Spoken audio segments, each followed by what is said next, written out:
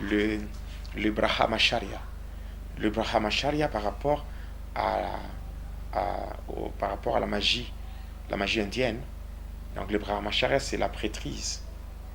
Donc la prêtrise, donc c'est lié au célibat de prêtre. Donc par rapport au Brahmacharya, quand vous êtes prêtre, déjà dans la magie indienne, vous n'avez pas droit à vous marier. Officiellement. Mais c'est comme ça.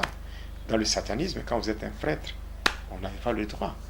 Ce sont des choses, quand on lisait seulement la Bible, dans 1 Timothée 4, le verset 1 à 4, l'Esprit dit expressément que dans le dernier temps, quelques-uns abandonneront la foi pour s'attacher à des esprits séducteurs et à des doctrines des démons, par l'hypocrisie des faux docteurs, ayant dans leur propre conscience la marque de la flétrissure, et qui prescrivent aux hommes de ne pas se marier et de s'abstenir des aliments que Dieu a créés pourvu que cela soit pris avec action de grâce par ceux qui ont connu la vérité.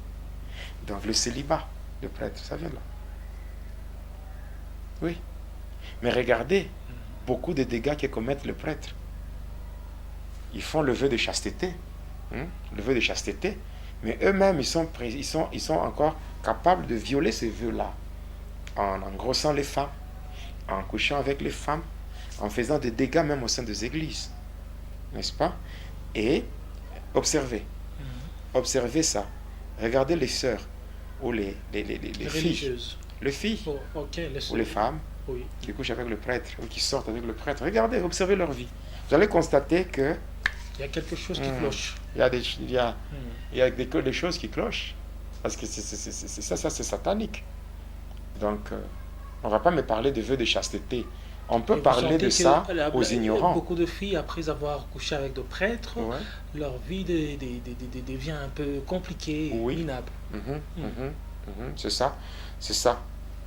Je parlerai de toutes ces choses avec les détails lorsqu'il sera question d'aborder la magie sainte. La magie sainte. Alors, il me dit que par rapport à ce que j'avais fait, la seule option qui me restait, c'est d'accepter la punition. Et que cette punition, je n'allais pas la subir ici, dans mon pays, au Congo, à l'époque le Zaïre, et donc dans la ville de Likasi. Mais ce que j'avais à faire, c'était de me déplacer pour aller jusqu'en Inde physiquement. Aller en Inde physiquement et subir la punition là-bas. Or, voyez, on me demande, j'étais libre. On me dit, je dois rentrer dans ma chambre, faire des cérémonies, des rituels et certaines pratiques occultes pour inviter un certain Krishna. Krishna qui devait venir me prendre et me transporter de chez moi pour aller en Inde. Voilà. Or, si j'avais toutes les facultés avec moi, si j'avais tous mes deux pieds sur terre, je pense que c'était une occasion. Voilà pourquoi, quand on est envoûté, c'est pour cela que les enfants de Dieu doivent lutter contre l'envoûtement, que l'envoûtement périsse. Parce que quand on est envoûté, même le raisonnement change.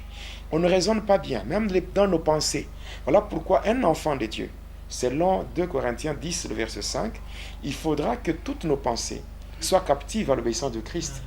Voilà. Maintenant, au niveau des pensées, c'était compliqué. Je rentre chez moi, selon les instructions que j'avais reçues de mon maître. Qu'est-ce que j'avais fait? Selon les instructions, il fallait rentrer dans ma chambre, prendre le charbon.